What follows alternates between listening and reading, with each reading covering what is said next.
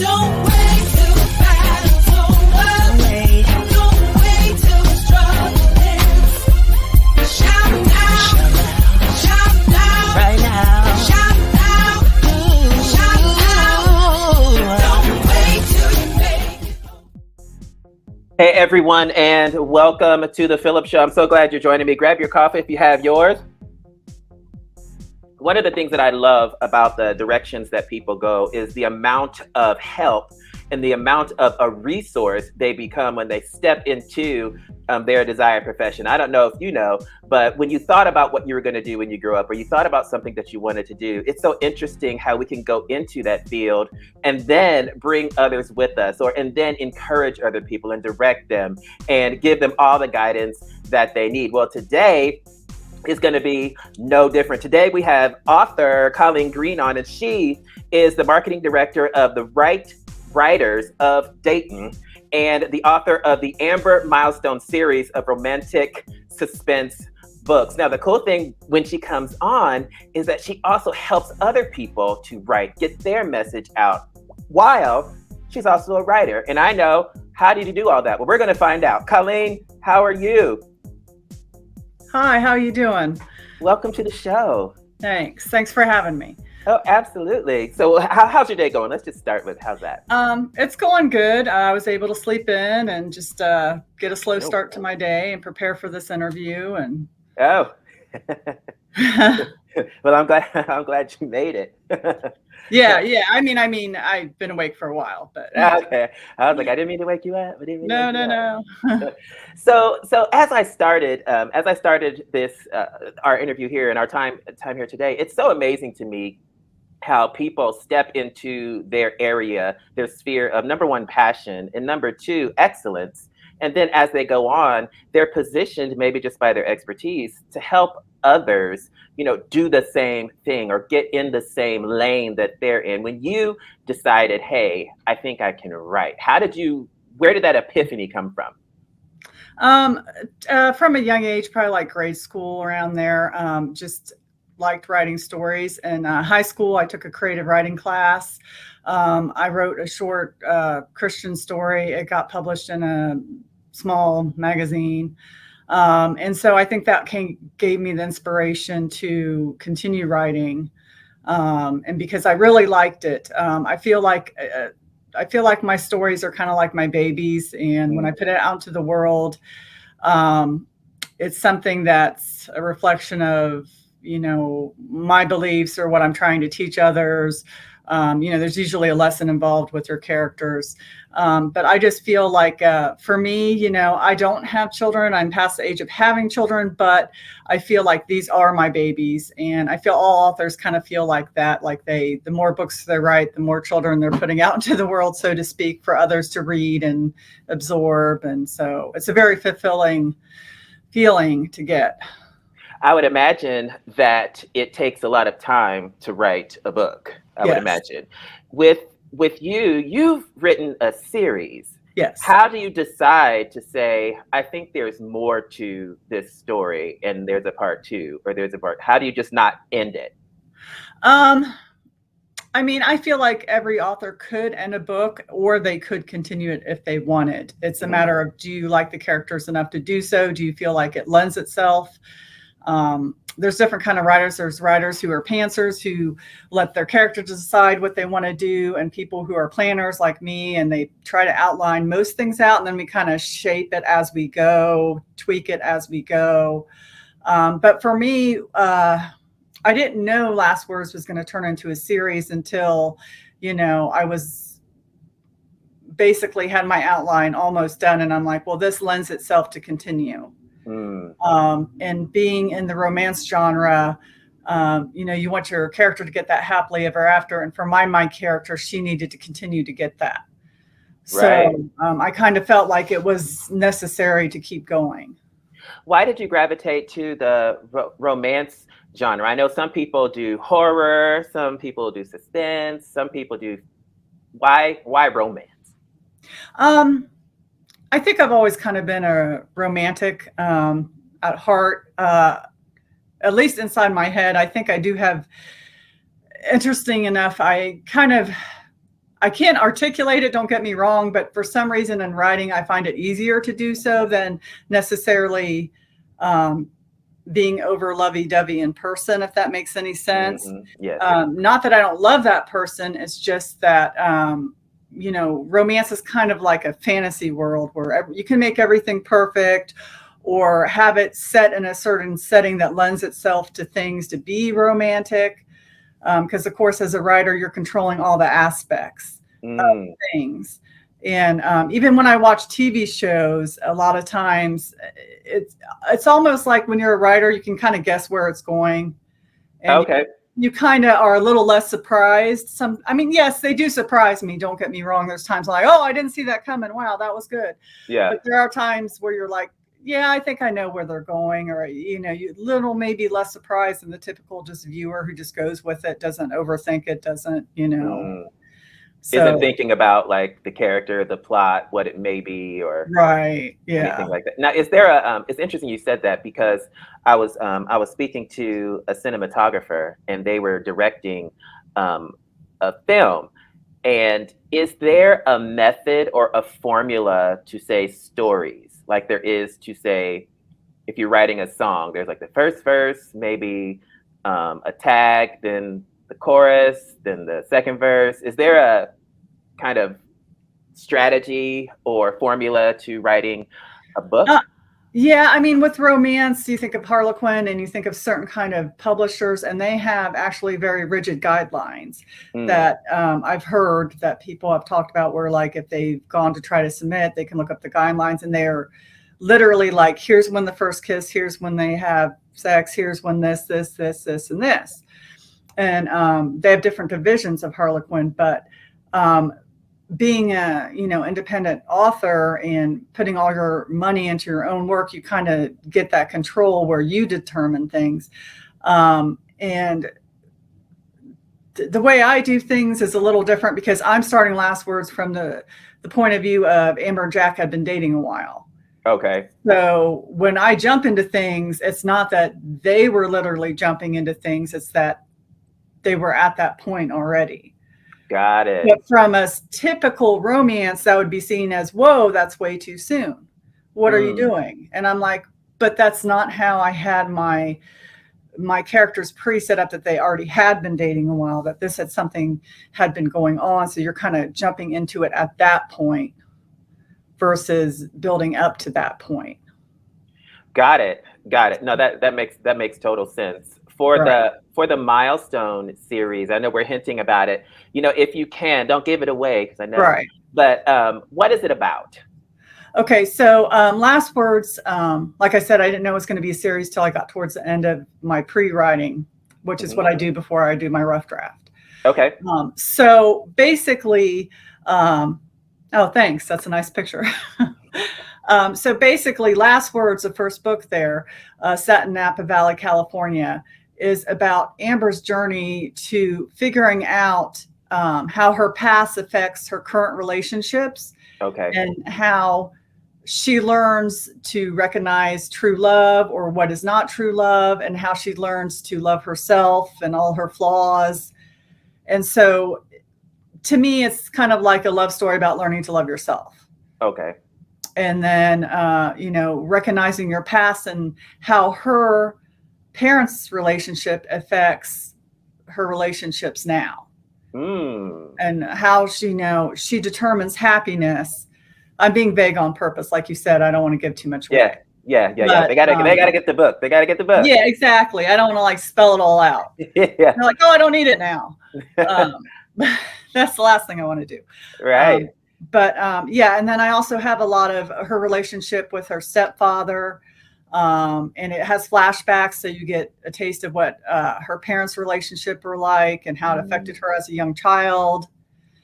And so I have a lot of, moments that I would hope that the reader would, maybe need a tissue for or something, like a little teary-eyed, little, oh, that was really sad. But I try not to linger on it too long, so it's not too much.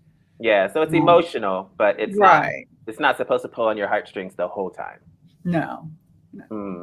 Got it. which is Now, a kind of a touchy thing. You want to do it, sprinkle it throughout, but not so much where like they feel like they want to put the book down.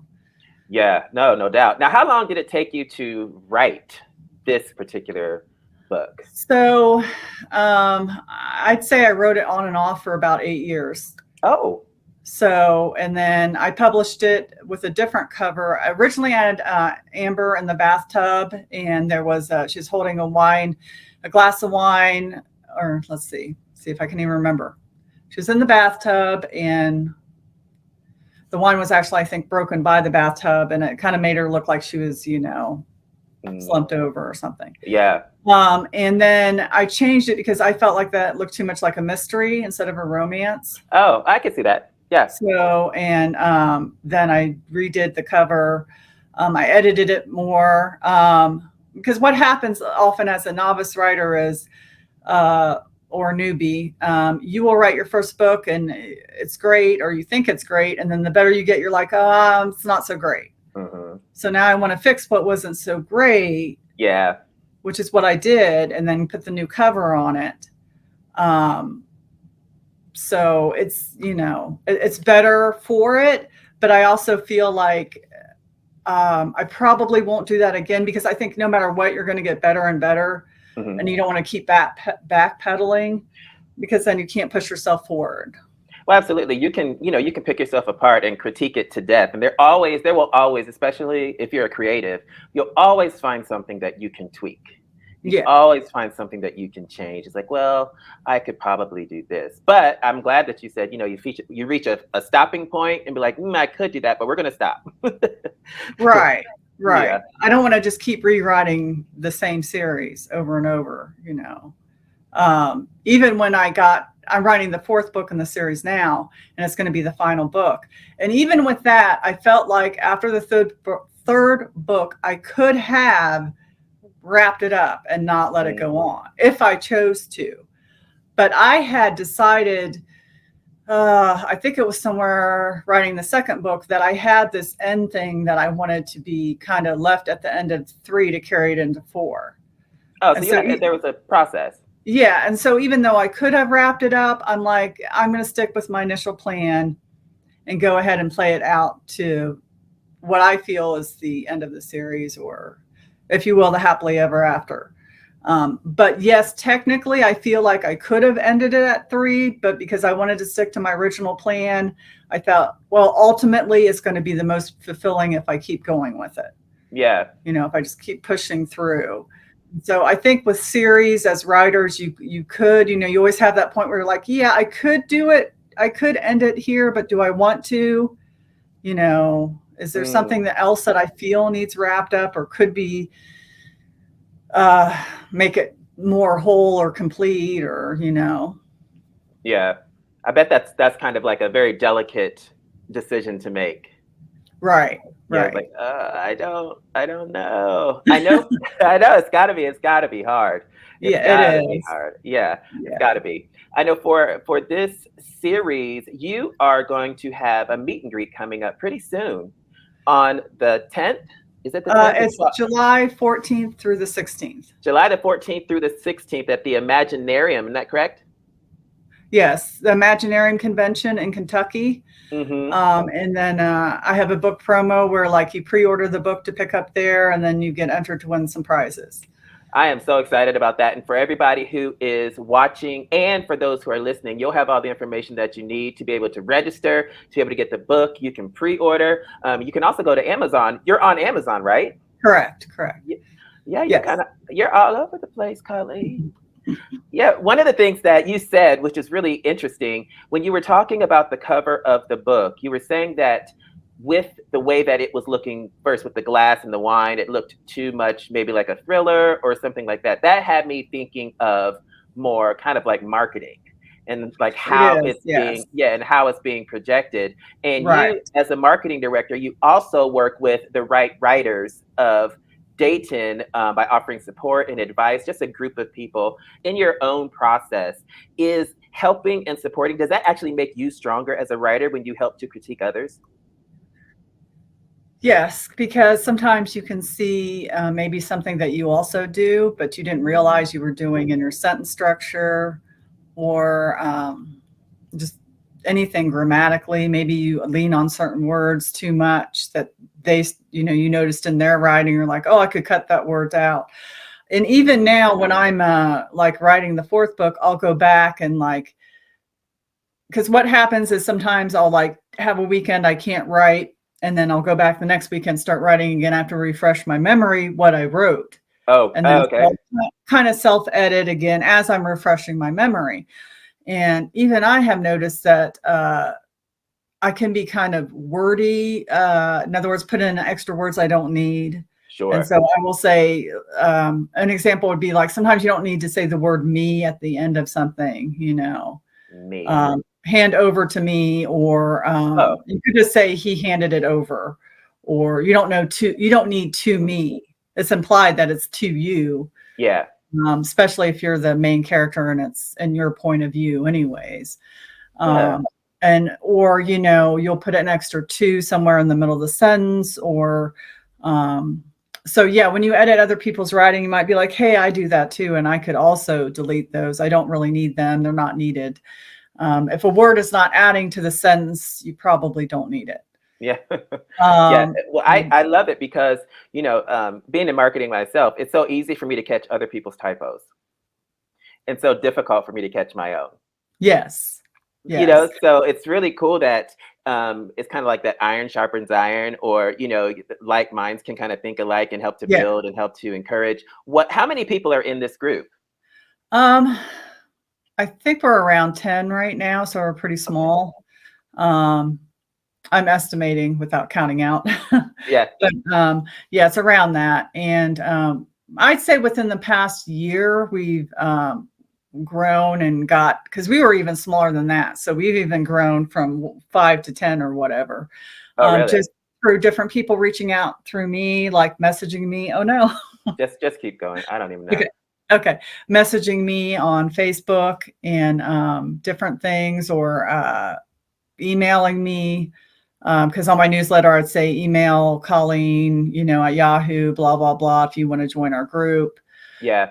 So, and it seems like a lot of people are really interested. It's interesting because, we're in a digital world, but I'm coming across a lot of people that are kind of putting down the digital, and they're putting down the computer, and they're going back to reading books. Are you finding more people are being more drawn back to books? I know you're on Amazon with ebooks, but what is your perspective when it comes to that? I think it's both.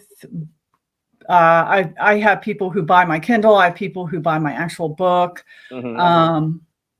I think that for me, it's like, if I really like the author, I like to have the book. If I'm taking a chance on somebody, I might just start with the Kindle. Okay. And then see, okay, I like him. Maybe someday I want to get an actual book. Yeah. And then as knowing other authors too, it's helpful to like Stephen Zimmer, who is one of the hosts of the Imaginarium that we were talking about. He's an author too. And so I was reading up on him, refreshing my memory, so I could talk about him today. And he's a filmmaker and an author, and he writes adventure books and sci-fi books. And I was reading about one of his. I'm like, hey, I might want to get that, And so it's really cool when you can actually know that person too. Yeah. Know the author who wrote it. It just feels like you have an extra connection there. What is you're a writer and you're working with writers. What is your ultimate goal? I would say right now, just to get my name out there more and more, which is why I do things like this interview and other interviews and go to conventions. And because I think that if somebody's name rings a bell and they're somewhere and they walk past their table, they're more likely to stop at it if you had some kind of familiar with your name. Mm-hmm. And that's why, I do the Facebook. I have my own author page. I work on the Wright Writers. I do my newsletter, my book promos, all of that. It's all about getting your name out there. And, I've been at vendor events and so I have somebody say, hey, I've seen your Facebook post. And so I'm like, yay, somebody saw it. And, people see it. But when everybody's scrolling through so fast, to even have them stop on something means something. Yeah, it really does. Attention span is Yeah. very short, and there's a lot of competition. Oh, yes. And romance is like the biggest genre of all the genres. Yeah. So, because there's so many, there's paranormal, historical, contemporary, which is current day, and many others too, that it's just such a wide group. And even within romance, you have, they used to call it sweet romance. I guess I was just at the writers' meeting. I guess they're calling it cozy romance now. So it's more of the kind of like they won't take it too far with the descriptions. Okay. So they will tell you about the kissing and the hugging, but it starts to get too much more than that. Then it just kind of implies that, well, you know what happens next. Oh, that's not now. Before it used to, like, romance novels used to be steamy. Right. So they're not steamy anymore? No, like mine are, and many others are, but there's a preference. Some people feel like, well, I don't need all that to feel the romance, and maybe they don't even want it, which is, to me, it's kind of weird, but whatever they like. I mean, and so then to me, you got the cozy romance, you got the steamy, which is where I fall, which is in the middle. Then you got the full blown erotica. Gotcha. So, and there's all different these levels. Different levels. Sometimes I'll call it the heat level. The heat level of a book is, say, 3 out of 10. That'd be like cozy. Yeah. To me, steamy would be like, mine's like a 5 or 6. Okay. And it depends on your point of view, because it's an opinion. So I may say it's a 6, and somebody say, oh, I think it's an 8. Yeah. And I'm thinking, well, but to me, it's not. It's definitely subjective, based on the reader's point of view. Right. Let me ask you this: in romance, just because you're in romance genres, in my mind, sometimes people don't take it's entertainment, and they don't take like the romance seriously, or it's not an autobiography book, or it's not a XYZ book. For you, what do you want your readers to get from your books when you put them out? Well, first of all, I want them to be entertained. I want them to be so into my book that they lose track of time. And which I did have one person tell me once that they started reading it and it was daylight outside, and before they knew it, it was dark. Oh. And so I really liked hearing that, because that means they were so engrossed they didn't want to put it down.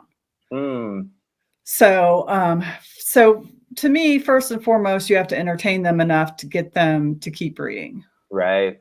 And to keep going and want to keep going and want to know more. So that, to me, that needs to be the first thing I need to accomplish, because if I don't do that, then nothing else is going to get done. So you have to grab them somehow. Right. I'm not going to get to them if I don't do that first.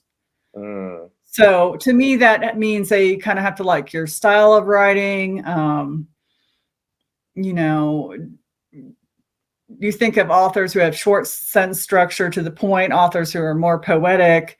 Like Amber, to me, she speaks more in, because the book's written from her point of view, more poetic terms, longer sentences, more flowery descriptions. Whereas if I have another character talking, that might be more direct to point. So I think, entertaining has to come first to grab them, to keep their attention. And then as far as the takeaway, like with the first book, like I said, I think just learning to love yourself is a takeaway from that book. And then going into the second and third and so on would be more like, okay, she learned that lesson. Now, can she find love? Okay, so she's learned to love herself. Can she, love again, or can she trust again, or can she move on, or can she, she goes from California to New York, so she has a move in there. So there's that whole thing of being in a completely different environment. So wow, working with the Wright writers, And, being an author yourself, it seems like you would have a really good grip on what it really takes to kind of start to move forward in either your profession, your career, your ideas, putting it on paper. For someone who's listening now who may be thinking like, hey, I want to become a writer, or I want to, start to explore my creativity. What is one of the things that you hold on to that helps you continue to move forward with your career? I would say just that it's a constant process of learning and growing, and that, I mean, hopefully you never stop, because you're only going to get better the more you learn and grow. And so to me, for example, if you want to write mysteries, I say read all the mysteries you can. Okay. And then as you read them, find out what you really like, what you don't like. And then when you go to write it yourself, you're not going to copy that, but you're going to kind of mirror it in a way to your own style. So, because like I said, even in every genre, there's subgenres. Do you like the cozy mysteries? Do you like the more graphic mysteries? Do you like the police procedures? Do you like the missing person? Do you like the small town detective? Do you like the city cop? What is it that you like about it? And then I think that, reading everything you can about it, even watching TV about it, you can pick up on the way people talk. What word do they use for, is he called a detective? Is he called a sergeant? Is he called a special agent? What terms do they use? Yeah. And then put it into your writing. So it's kind of like study it, for a while first, because obviously you're drawn to something about it. Sure.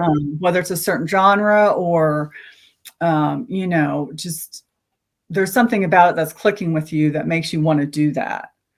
So figure out what that is. And then when you go to do it yourself, just play around with it a lot and just, have fun with it. And just know that the more you do something, the better you get at it. So just, that's always the case with just, life in general, right? Yeah. I mean, that's a life lesson. Right. So, then the second thing to me would be, well, if you can, try to write a little bit each day, or if you can't do that, every other day, or fit it in when you can, kind of thing. And then figure out, do you really like writing it? Because reading it and writing it's a lot more work, so. I love that, because you have to, I think it can be very daunting to just go from start to win marathon, and the more you do practice something, the more you do it, the easier it becomes, and the more you're able to cultivate what it is that you're doing, build muscles in different areas. So the more you do it, the more proficient you'll be at it. So sometimes just starting is like the biggest kind of like, okay, just start writing. Right. And it's not that, it's going to be a masterpiece right off the top of your head, but you might be able to take a little part of that later and to turn it into something, even if it's not all of it.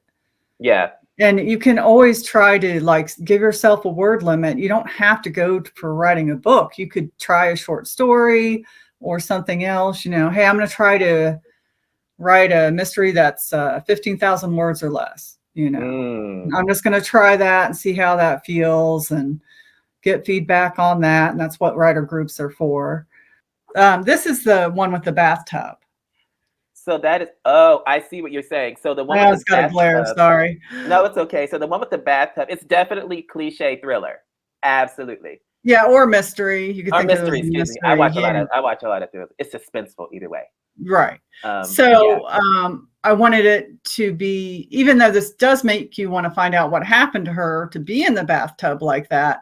Yeah. I wanted it to more be romance. So then I went to this. It's interesting that one is very bold. One is very bold with very contrasting, very much contrasting colors. And this one is a lot softer. I like it. So it has the, vineyards because of Napa Valley, and then it has a romance obviously on top. So, I mean, you obviously know it's romance from the get-go. There's no doubt about it. Yeah, the So, first one it says the first one that you showed with the yeah, bathtub and the red, it's like yeah, last words. It's like, okay, yeah, well, she clearly died in the bathtub. yeah, yeah, right, You know? right. Anyways, yeah. You're Yeah. right. Mhm. So yeah, this one screams romance more, and it also screams steamy romance because of how they look. Absolutely. The So visuals really help to illustrate, I guess, the feeling that you wanted people to get from the book. right. Because when you're not there to sell your book, the only thing they can go off of is your cover. This is And very true. and so, there are certain romance typically does have a couple on it. And depending on how they are, the cozy romances, they would look much more innocent, Mhm. but still be loving and hugging each other. The almost kiss thing is very typical of romance book covers. It's on it a lot. So whereas like I have found that a lot of the Harlequins that I've been reading lately, it's not so much the almost kiss thing. Sometimes they're just standing by each other or leaning on each other, or I don't know. It's just not as graphic like as mine, I would say. Yeah. But which is fine. It's just a different feel. But so yeah, I mean that was kind of like my little lesson in marketing that Mhm. you can just simply by changing a cover change the vibe of something or something that you're putting out there. Yep. Yeah. Absolutely. And I think that goes to, that's I do marketing, and that's kind of the world that I live in, marketing and branding and all of the strategy. And you're so correct. Everything, if you're going to be in commerce or if you're just trying to present something, everything has meaning and everything has an emotional connection. And people learn something from every single thing. And there's a perspective about every single aspect. So I love that we just kind of jumped into that detail, because sometimes if Right. we don't, we can send the wrong message. Like, oh, I didn't want you to get that. Maybe I could have tweaked it this way. I didn't want you to think that the lady just died right there. You know, Right. maybe you Right. Yeah. could, Right. yeah. So maybe you could tweak it. Those things are so big, and I love the fact that you're doing the marketing and you're working with these other writers, because you'll be able to highlight some of these areas that they may not be able to see. And Right. like, hey, yeah, go ahead. And then of course I learned from them too. Yeah, absolutely. I could tell when they were critiquing one of my short stories I was putting out in my newsletter. There was Billy, who's in the group. I could tell the way he critiqued it that he does editing a lot. I could Mm, tell that, and then of course I learned that yes, he does help. He has other groups he helps, and he does do a lot of beta reading for them and editing. And I could just tell the way he did it with his comments that this is something he does frequently, which is mhm. great because then I feel like I get really good feedback to Yeah. help me, it really feels good. But also with the marketing, you can see my logo in the background there with the two people kissing. Hmm. So if you look in the center, it's the shape of a heart, Okay. the white. But so once again, I wanted my logo to reflect the romance, and yeah, There it is. yeah, I love it because you're being very intentional. right. I love it. You're Right. being very intentional. But we Yeah. have had a lesson in writing. We've had a lesson in how to get started. Now we just had our marketing lesson. I think we're ready. Yeah, there you go. Write your description now. Hey, I'm ready. Well, I appreciate you taking the time to be here. I congratulations on the launch of your newest release, and I'm sure that we'll be hearing a lot more about you. For those of you at home, make sure you kind of just tune in to see where Colleen is. Colleen, what's your next step after the Imaginarium? Just to continue working on book 4 and getting the rough draft out of that. So, Awesome. Well, yeah, I would love for you to. I would love after you get your all of this your tour right now done. I would love for you to come back and tell us how the new book is going. Oh, yeah, absolutely. Maybe once I get it released, we can catch up and Catch up and see Yeah. what's going on in the world of romance. yeah, Yeah. sounds great. Well, thank you for being here so much. You're welcome. Thank you for having me. Absolutely. So that was Colleen Green. You're going to have all the information that you need. She is an author, and she also is a marketing director of the Wright Writers. One of the takeaways that I'll tell you what mine was, I had several, and she was so great giving us those takeaways. One takeaway is whatever your passion is, specifically today, we're talking about writing. If your passion is writing, don't be overwhelmed with all the words. Just start with some words. Start somewhere. What we heard at the end of that was be in some sort of group where you can draw strength and draw critique, draw criticism. It's not all negatives. And people can see things that you may not be able to see, and you may be able to contribute in ways that you can't do alone. Find a group, find the right writers, and you'll have that information as well. So I hope you've been inspired today. Make sure you visit author Colleen on her Facebook and all of the other platforms. And I will see you next time here on the PHILLIP Show. Remember that you are the best you in the world. I'll see you later. Bye. Don't